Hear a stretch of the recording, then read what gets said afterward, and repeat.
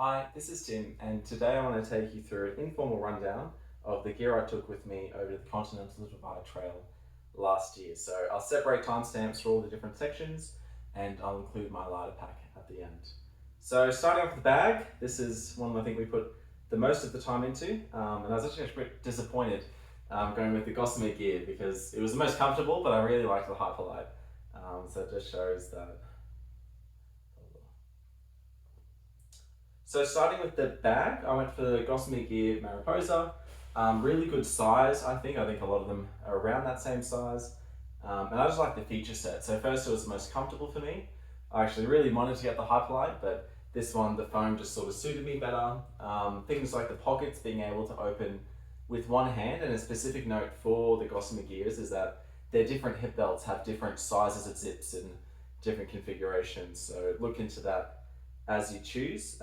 Having the different pockets, I really loved. If I was better at DIY, I'd probably do the two pockets on the other side as well, because it meant on this side I could do my water bottles, up here I could put my cooking system, and then on the right hand side I could put in my tent, which really made sense because it's the last in, first out, good when it's wet, and it's also quite light, so you're not carrying, it doesn't need to occupy that really useful central space close to your back. So the heavier stuff like water bladders and food I'd put inside the main bag, and it meant that when I stopped for lunch or dinner I could open the top, and I like how it's a clip top versus cinches or zips. I found that quite easy, and my food would just be on the top. And I think one thing that this Hyperlight does better than most is the expandable bag on the back for snacks. Although fine mesh or loose, it's personal preference. One other addition that I put on this was the removable zip pad. I love this. Comes in a couple of other different bags, and this is the special airflow, which I like just because it's easier to put in and out of the elastic. It doesn't catch as much. Pretty expensive, and I don't think it actually does a lot in terms of airflow because the back is closed. So unlike something like the Osprey with that back panel or something like the Z-Packs, I actually couldn't really notice much of a difference with this, but I guess the benefit is when you fold it and sit on it, you won't get a sweaty bum like you may with other back panels. But yeah, came in super useful. I really loved that. Moving on to, I guess, my clothing system. So from the top, one of the big things you'll notice, this isn't it. I actually don't have it with me, as with a lot of my gear, but I'm an umbrella stan. First time using it and I loved it. It was my first time for a lot of this gear. I actually did the CDT as my first long hike, which is a little bit rare, but I hope this shows that you can do it with little experience using a lot of good tools like Reddit or Halfway Anywhere's posts and looking through other gear other people have. Many people do it every year, so it's up to you. But training hikes and shakedowns are definitely useful. So the umbrella was awesome for both sun and rain and a little bit of wind. I had these little toggles you get from REI. I think Z-Pack sell them too. And that meant that I could shoulder mount it to either shoulder. You can swap if one gets sore. And it means your hands are free for walking poles. And yeah, that was really awesome. It meant, I don't know, I didn't have to wear a hat as much. There was a lot more airflow, a lot cooler. And things like for rain, people say it breaks down when there's torrential rain, but I probably wouldn't want to be hiking there as well. So that was top. Obviously I had a hat, had a buff. I went with the merino. The synthetics I think are lighter, but a bit more smellier.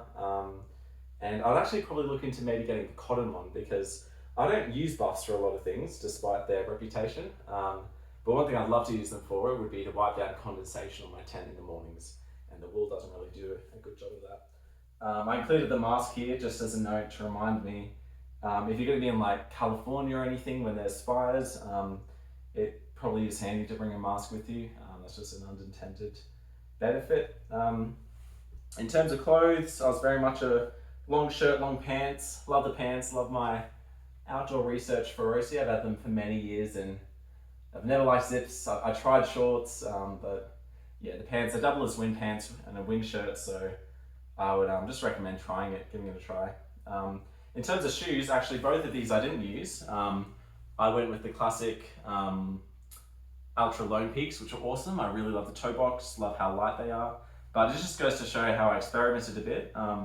Before doing longer trails, I had these Solomons, which were awesome over in Peru for all the mountains and Gore-Tex waterproof. It was great. So then I switched over to the Lone Peaks, which were awesome. I loved them. But then going into Colorado, I was like, oh, I was looking to replace the shoes. They were getting worn out. So I was like, oh, maybe I'll give the, all-weather ones a shot, a bit more ankle support.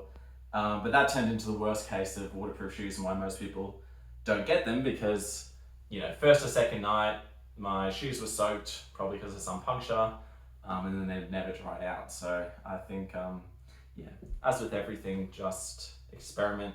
One other pro tip is gloves. A lot of people get waterproof mitts, but I find nitrile work just as well. So in the summer, I'd wear sun gloves just for some skin protection because I don't love sunscreen. And then when I was in the colder areas, I'd get some thicker gloves and then just put the waterproof layer on when it's wet because, if you just do waterproof, your skin's still going to get cold.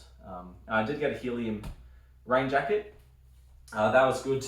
Most of the time I was fine just with my umbrella, a bit of light rain, and I did have a wind jacket too, the Patagonia Houdini, which I loved, but I still find it hard to justify. It's probably my favorite bit of gear, but as with those, it's hard to find where it suits in. But I definitely think for more higher elevation areas, the layering of wind, rain, heat is really useful when it comes to your gear. And I tried different things like nylon shirts and sun hoodies and woolen shirts, and haven't found a clear winner yet. But in terms of rain jacket, this was the Helium, which is a nice, fairly just middle of the line. I think the Arctics are a bit too hardcore unless you're, doing really rainy stuff and you want, a really solid shell. And I did try Poncho and the Frog Togs, and I'd really recommend them if you're on a budget. I think they work just as well in terms of waterproofing, and in some ways they're a little bit more breathable. But I just didn't like the extra hassle of having to worry about or patch rips and tears. So for me, if I was doing it again, I just like having a nice compact rain jacket I can put in the bag and just whip it on if things get a bit too spicy. So that's it from the clothing perspective. Just a quick plug to the Ex Officio underwear. That went really well. Only really needed a pair every week. I would probably want to go to wool, but they're pretty expensive, so I opted out this time. Moving on to sleep system, I guess. So as a new buyer, I got a Thermarest, loved it. I don't think you really need to go up to the, what's the grey one? I don't know, the top of the line one. This one's great for what I needed. If you want it, I also did try a CCF, Nemo, Thermarest, they're all pretty much the same. The only thing is that, in terms of weight versus R value, I'd only really get this if it's either price or just the convenience of being able to roll it down, pack it up day and night. So if I was doing like a desert trip, I probably would take a CCF because I actually sleep pretty comfortably on them. But for everything else, it's not too much of a effort to blow these up. And then you just get so much comfort, so much thickness. Noise didn't really worry me, and great R value. One little plug is I was actually an Exped user before this, and I love the schnozzle. I love having a big bag, waterproof bag. The Thermarest ones aren't great, but what you can do is just take the nozzle off. There's tutorials on how to do this, and then it can clip right on as an adapter. So I use that system. And that comes to, I guess, my waterproofing. I just picked up a couple of, cheapish waterproof stuff sacks. They're not truly waterproof because there's a little hole at the end, but I mean, unless you throw it in a river, it's pretty fine. So I actually didn't use a bag liner because I just found them a bit too crinkly and annoying. So didn't need a waterproof bag. The only things that need to be waterproof were my clothes and sleeping bag. So I just got stuff sacks for them, and that worked really well. In addition, I don't have it here, but I loved my Cedar Summit Eros pillow. Love pillows. It's also a thing that I think as you get less and less clothes, you actually don't have a lot to make a clothing pillow behind your head. So getting a dedicated pillow definitely helps. And I would sleep in my puffer, and I use my buff as a beanie and also a face covering for warmth and to stop your puffer smelling of hair and stuff. I also used what was it? It was this silk silk sleeping bag liner, and I found that was good, not for warmth, just for more cleanliness and comfort, not going on the bare quilt. I guess that leads me to the quilt. So I got a Katabatic. I think this was 20 degrees Fahrenheit, so -5. I actually found this quite cold and not in the ways you'd expect. So because of the cinches, I really love, I think definitely was worth the price upgrade, I think, for the design features. Like I love the sewn-in toe box, their strap system. It really was a bit luxurious, so I enjoyed that. I found I didn't really miss the enclosure or the hood of the sleeping bag, especially when you're wearing a puffer, you get that sort of upper body warmth. But I actually got cold in this from the top down, which was quite interesting. So it's good it's got horizontal baffles, so you can try to shake it a bit to put that warmth towards the top, but that's a bit disappointing. And one thing I'd love to have would be a thermometer. I tried getting digital ones, but then by the time I woke up, the temperature would be different, so I couldn't really track my overnight temps. But I would say this didn't live up to my sleeping preference, but of course that's going to be different to everyone. What else was I going to say? Yeah, quilt, sleeping system, that worked really well. So as you can see, I chopped and changed a lot of different things, and that was good for me. I sort of, people say you can do a lot of shakedown hikes, but you can just start a big trail and do it as you go. I used a bounce box going from town to town, which was good as a international visitor, and it really helped me swap out gear. And I'll probably do that in the future for longer hikes. When I was in the desert, I'd probably want different gear, especially cooking system versus when I'm up in the mountains. Speaking of which, we'll go to cooking system. I'm in love with the BRS stove, 11 out of 10 piece of gear. I just went there and have never gone back. If you have any problems with wind, you can make a aluminium foil windshield. Just make sure it's got an opening so you don't get any heat problems. And then the classic pot. I actually didn't really cook in this, so I didn't really have to scrub it out. I just boil water and then soak in rice or pasta. And also tried cold soaking, which I actually super love. So again, when I'd be in warmer climates, I'd probably cold soak my oats in the morning, cold soak noodles for lunch, cold soak rice for dinner. So it's only really when I'm in the cold that I probably like having that. And it all fits together really well up into that top pocket. So I like that as well. And then in that top up pocket, I'd also have my trowel, which 100% would need, definitely when you're in rocky areas. And I put some liquor tape on the side just to soften it a bit. And hand sanitizer was also good for cleanliness, but also for things like any cuts or wounds. And that sort of leads us to two splits. I might quickly touch on food and then I'll get to toiletries. So this is actually an original OG food pack of stuff I'll never eat, but this is all Nor rice sides. In terms of bags, I mean, you'll find a lot in all the drop boxes along the way. But if you are going to buy your own, I'd probably, definitely go for the more heavy duty, double sealed, saves a lot of hassle.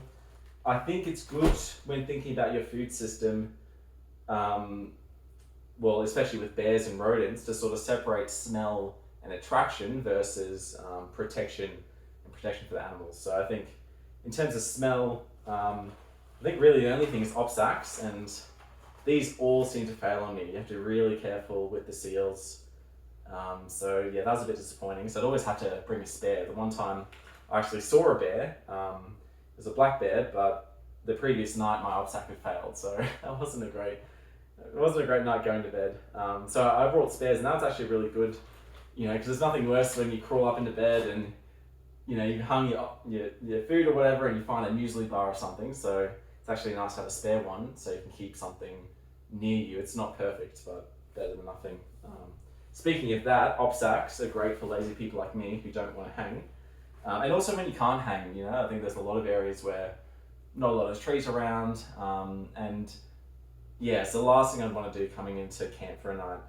So this is a great inner ground, so if you can't hang, it's, I guess, a little bit of peace of mind. I don't think it really would do a lot in terms of preventing bears, but I think they work. And yeah, it's just a lot more easy, definitely worth the wait. Okay, that's food. What else to mention? I probably won't go too much into food details. I think just looking at macros, I think the main things that stuck out to me was that fat has twice the calories of carbs or protein. So I was definitely looking for high fat things.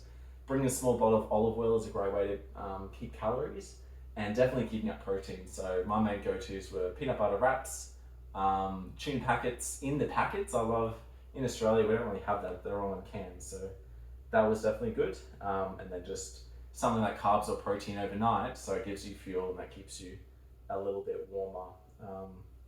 In terms of toiletries, this was actually probably my funnest bit. The bit I got a few eyebrows on, this little baggie, this was deodorant, which I know a lot of people will scorn, but this is the best way they carried. I've got my classic, just the razor blade in the cartridge. I mean, the tiniest head. I mean, I don't know, it gets a bit memey at that point, but I loved it. So that was toiletries, and also floss, which doubles up. I never used it, but I've heard you can use it with a pin to do sewing if you need to. But I didn't have many gear failures on the way, and most I just fixed with tenacious tape or some sort of tape. I did use blister tape a lot for wounds and just for blisters. And the other thing I loved were sewing scissors. I think looking at a Swiss Army knife, you know, same weight, but do you really need all those gadgets, or would you rather just get one thing that works really well and is really designed for the task? So love these scissors. A little bit of cash is king. When it comes to first aid, I took a pretty minimal approach. I think it's helped me sort of conceptualize thinking, okay, what are some of the scenarios I might be in? So, you know, with your PLB, it's sort of just making sure you survive X amount of hours until a helicopter comes. And things like falling off a cliff, you know, you might not be able to really factor in for that. So then the other half, it's smaller things just to get you into town or to not press a PLB. So the main ones for me were some sort of antiseptic for any small cuts. So that coupled with the, what do you call it? Talked about it before. Anyway, and sorry, we'll cut that bit.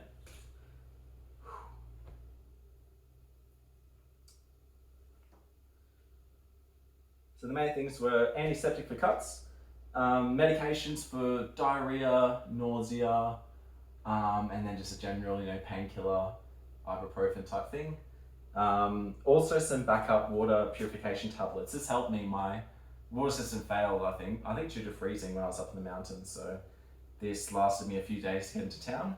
But I wouldn't, anyway, I didn't rely on them for normal because just the time that it takes, you know, for crypto, I don't even think I did. I think I did them for a few hours at a time. So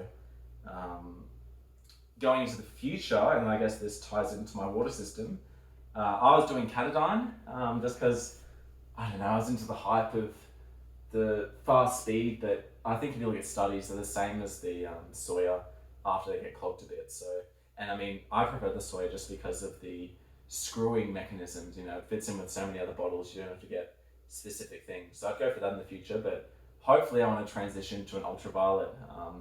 I think most of the water we get is pretty clean these days, and I'd love to get an ultraviolet plus, you know, a coarser filter that takes less time and clogs less easily. I think that would be a good combo. But yeah, that was my filtration water system. I think lucky last would just be the tent and sleeping pad. So I got a ground sheet that's under here. Put a picture up. It's actually helped me. I was going back through New Zealand, and I'm glad I had a ground sheet because they confiscated that because of all the dirt. So it actually sort of saved my tent, which was more important. And they actually gave me a new ground sheet, which is really nice of them, inside my umbrella. But the tent was a duplex like everyone else. Mixed feelings. You know, I love DCF. You know, I love how strong it is. It was a lot more durable than I thought. Definitely the abrasion you can see with the outside. I noticed the holes starting to form, so I like keeping it protected. But yeah, it worked really well. Loved taking the water off, didn't soak, held it really well during winds. My only gripes were with the internal dimensions. So I think being around 6 foot, my head and feet would always be, you know, either touching the edges or like getting condensation on them. And also I think as a, you know, 1.5 person tent, it's probably more width than I needed, but Height was great. I liked the rainbow doors. Zips were horrible, as everyone knows. But into the future, yeah, really love DCF gear, and probably will continue with that. So I guess that's everything. Last bits of advice would just be, yeah, make a lighter pack, go through all your gear. It definitely helps to think of things in systems, like water or clothing, and imagine hypotheticals. You know, what is my system for rain, hail, blizzard, or what's my system for really putrid water? Just imagining those scenarios, I think, helps for both the things you haven't thought of, and also for the things that you don't actually really need, and it helps you cut down a bit. But yeah, dialing my gear is definitely one of my favorite parts and something I thought about way too much. But it's good to get a system that goes and a companion, and it helps you do the things you really love. So yeah, I hope you got some useful things from that. Leave any comments if you have any questions. I'd be happy to answer any. And yeah, good luck on all your trails out there. Thanks for listening. Bye.